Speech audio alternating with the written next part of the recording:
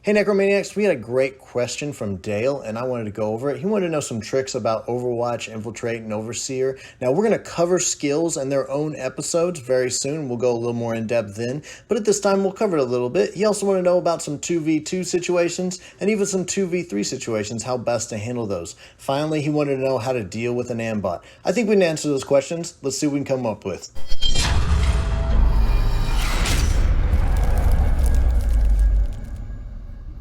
All right, let's talk Overwatch. Now, there's going to be two schools of thoughts. There's those that love the fast shot and those that love Overwatch. I personally prefer the fast shot on specific weapons, such as the plasma rifle, while I like the Overwatch for a long last and a long rifle. And the main reason is that rapid fire that's on the plasma rifle. I like to be able to roll that twice, get the potential ability to get 3, 4, 5 hits on a target as they are setting in cover. So most of the time what you're going to wait for is you're going to have this enforcer who's in cover, and we're going to have, let's say this is our long rifle shooter here who has Overwatch. So when this character activates, makes his first 5-inch move because he's moving over here to get to a scenario objective or something like that, or maybe even get a kill, he's going to stop in the middle of this with his first move, stop outside of cover. That's when you're going to say, hold on, before you make your next activation, I want to use my Overwatch ability and target this character here. So this allows you to interrupt his actions, take your own action, and take the shot. So let's say it's a champion. He's going to have a 3+, then +1 for long range, hopefully, and that's going to make it a 2+.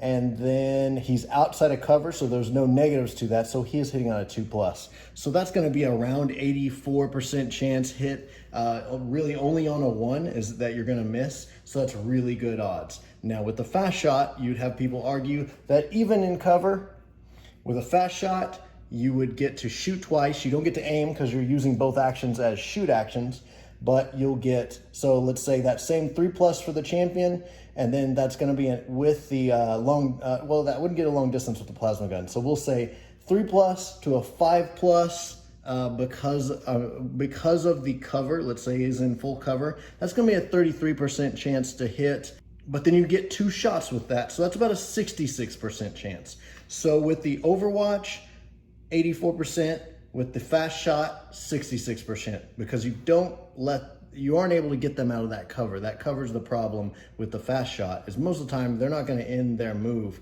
setting out in the middle of nowhere.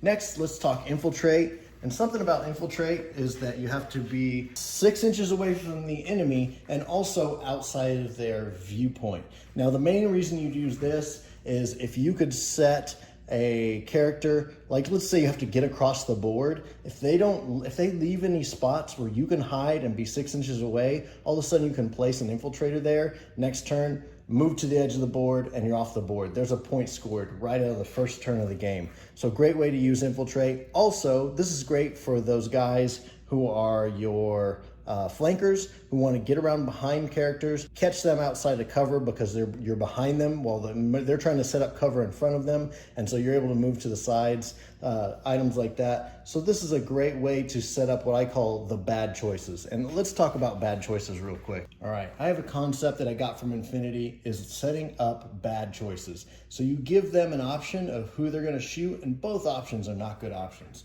So the best way to explain that is to have a character say, well, I'm going to put these guys out in the open so you can see them. If possible, you definitely want to try and get cover. So I think you can see both those guys. So we have Kador with a pistol and close combat weapon. Same thing here. Pistol and close combat weapon.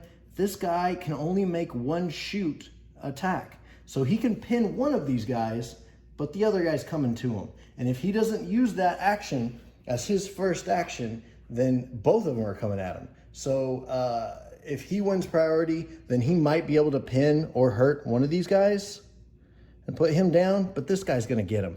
So you've given him 2 bad choices. Neither of these is a good choice. He wishes he could shoot them both, but it's 2 versus 1. This is why you want that number advantage. All right, guys, let's talk about the Overseer. And this is kind of that trick play that you can use to get a double activation out of a character. So the best way to use this is to get a surprise charge, or maybe even that surprise double pistols or double knives from a Juve or something like that into somebody that's not expecting it. Best circumstance is this guy has already activated. We're gonna move 5 and then move 5 more here. This leader who has the overseer now is within 6 inches of this character, so he can use his activation to command this character to use 2 more actions. So they're gonna use that double action to declare a charge. So we got a 5 plus 3, that's gonna be 8 inches, which is more than enough to get off this charge on this character who did not expect that character to move up. So yes, there was about an 18-inch charge there, and it was all because you were able to use the double activation with the overseer. Great way to protect your close combat units and then move them up and assault when they're ready. All right, let's talk 2v2 tactics. I have 3 ways that I'm gonna deal with this. First one is gonna be photon grenades. I love to have smoke, I love to have photon grenades. So first, the way to use that is gonna be one character is gonna use a photon grenade. He's gonna aim for right about here and use his ballistic attack to try and get that thing to go off. So it's gonna pull it back just a little bit, but it still will be within that 2.5 if they can land it. Let's just say they do land it. They both have to take checks. Okay, one made it and one did not because they got a 5 and a 2. So this guy will lose his activation and this guy will keep it. So if that had worked and they had failed both of those, now all of a sudden, now they have no activations and you have one person that can activate. Now you have the numerical advantage because it's 0 versus 1. So photon grenades are going to be step 1 to try and get that numerical advantage. Second is going to be to pin and isolate. And what do I mean by pin and isolate? So first, you're going to try to use characters to knock down other characters, which makes them use kind of like a half action. So they have to spin an action to stand up so they don't get an aim. And let's say we're both in equal cover. And then also isolate. And isolate would happen more when you have, say, a character over here in cover. Let's say this character over here has a smoke grenade. To isolate them, you're going to throw this. I would actually throw it probably here. Or if you just wanted one person isolated, aim for about here, try and isolate this person. So they have to either move out of the smoke and deal with that, or if you set it here, now you're set up to be covered. So this guy takes a shot, tries to pin or damage one of these, and then this guy places a smoke grenade here and very close to them so it doesn't scatter too far away and get them out of it. And that way they're covered and they can't shoot into or through that smoke, and it's covering them to protect them. So get your shots off, try and pin or damage someone, and then throw smoke. Okay, final tactic in 2v2 is to maintain the cover advantage. So keep these characters in full cover as much as possible from these other characters that they're dealing with. And then second is to use your range against them. As you can see, I have one with the las rifle, and then this character has a las rifle on her back. So she can go with good ranges as a pistolier, and then also, if she gets further out, use her las gun. So with these guys, they're in cover, but they're outside of 12 inches. So the pistols can only shoot 12 inches. So these guys are out of range. They're actually no threat to these characters. So they can aim and shoot and not worry about being charged or being shot with these pistols that these two characters hold here. Which is why I highly suggest that you stick that bolt gun or that las rifle on your character so that when you find yourself outside of range, you can whip that out and take some pot shots.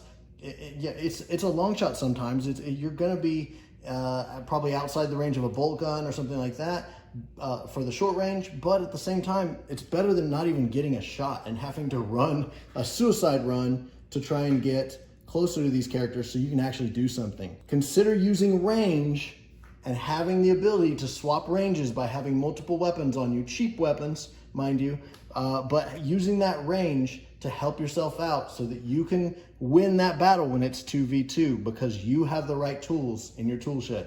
Okay, now we have 3-on-2. We got 1, 2, 3 enemy that these guys are dealing with. We're starting to run into trouble. Now there's multiple things you can do, and it's going to be very similar to the 2-on-2. Use range. Again, here they have range. But let's move them up a little bit, and now they're in a little more trouble. So now they're going to be within that 12-inch range of all 3 of those characters with pistols.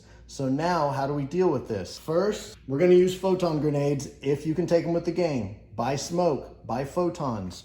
If you can hit one character, if they possibly could land a photon grenade right here, you're gonna make all 3 of those characters pass an initiative check to see if they fail. If 2 out of 3 on it, which is gonna be probably the average here of who's gonna fail that, lose their activations, then one character caused 2 characters lose their activations. Now it's 1v1 again, because you got this guy left and let's say this guy. So it's a way to maintain the advantage or try and get the advantage back. If all 3 fail it, awesome. Now you have the advantage and you can press the attack. Second, like we talked about, is gonna be the pin and screen. We're probably gonna use one character to shoot. I would use this one because she's my champ. She's gonna take some shots, try and pin hopefully one of these characters. Then we're gonna screen. And that's gonna be throwing a smoke bomb right here to try and block the view of these guys. So even if they charge in or try and shoot, then they can't shoot through that smoke. They can't attack through that smoke, as we've talked about in other videos, and you are safe. So a pin and screen is great. And then finally, if we swap these guys out, then all of a sudden, you're gonna use a retreat and wait for backup situation. So we'll just say this is a Corpse Grinder Cultist also. Now we're moving up. This is where you bug out. Don't try and pin. You can only pin 2 of the 3 of them. You're gonna find yourself with a bad situation here, just like we talked about before, where you can only stop 2 of the 3 of them with these guys, unless you had fast shot or something like that on them, and even that would be risky. Then it's best just to fall back. Fall back, try and get advantage somewhere else so that one of those characters can come over and help you, and don't be afraid to fall back with your characters and ask for help from somewhere else. And hopefully you're winning a battle and somewhere else on the table and someone can come over and assist from there. So when you run into these situations, don't be afraid to just bug out and hopefully reset the fight with a little better odds. Final tactic you may want to try if you find yourself in a situation where you're getting attacked by 2 characters that are kind of running at you single file, kind of like we have set up here, is try to pass the initiative check to target the secondary character. And the reason for that is if you shoot through and miss this character, because of the stray shots rule, you can potentially hit this character on I guess it's a 1, 2, or a 3. So you want to intentionally target this character so that as your shot travels through, you miss this shot, oh well, you rolled a 2. Well now, let's try and re-roll that. See if we get a 1, 2, or 3, there we go. Well now, instead of hitting this character, it hit this character. He's pinned, now you're able to continue on with the damage. So it's a way to maximize your shots so that you may not hit the character you're aiming for that's behind them, but you will also get a potential, pretty much a 1, 2, or 3 chance to knock this guy down. So it's not the greatest odds, but it is something you can do to maximize your effectiveness. All right, let's deal with the Ambot. It's a very scary melee attacker. Now here's the way to deal with it. First of all, let's say you only need 1 character. You get that 1 character, maybe a Juve or something like that. And here, let's use one of our Juves. Juve with double auto pistol. They are going to stay outside of 8 inches because the melter range is 8 inches, and try to stay outside of 8 inches. And they're going to try and pin lock this character. And by pin lock, pinning is winning. If we can pin that character, it can stand up. It can only move 4 inches. And then it could, I guess, attempt to shoot us with the melta-gun. But it can't charge us because it's got to stand up and it can't do that double action charge. So just keep that 1, cheap Juve on them and just pin lock them every turn that you can. Pin lock, pin lock, pin lock. And try to, and do that with your first shot. So if you don't get it, now you can pull back and stay outside of their charge range and that melter range potentially.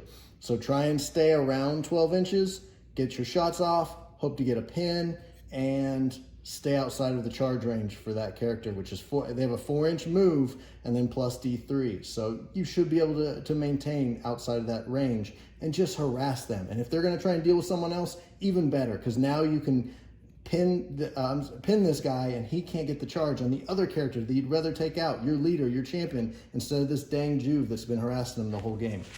All right, Necromaniacs, that's about all I got today, but I just want to remind you, you can do everything right in a game and you can still end up failing. And what I'd always say about that is just think about Han Solo on the detention block. He failed a charisma roll too, and think of all the amazing things that happened because of that. It would have been a boring movie if they just grabbed the princess, jumped on the Millennium Falcon, and headed out, but instead they had quite an adventure. So you guys, don't be distressed whenever you do everything right and you still end up losing those characters or losing that scenario. Don't get dismayed. It's all about creating story in Necromunda, not about winning and losing. So keep that in mind whenever you're playing the game. All right, that's all I got today. Static out.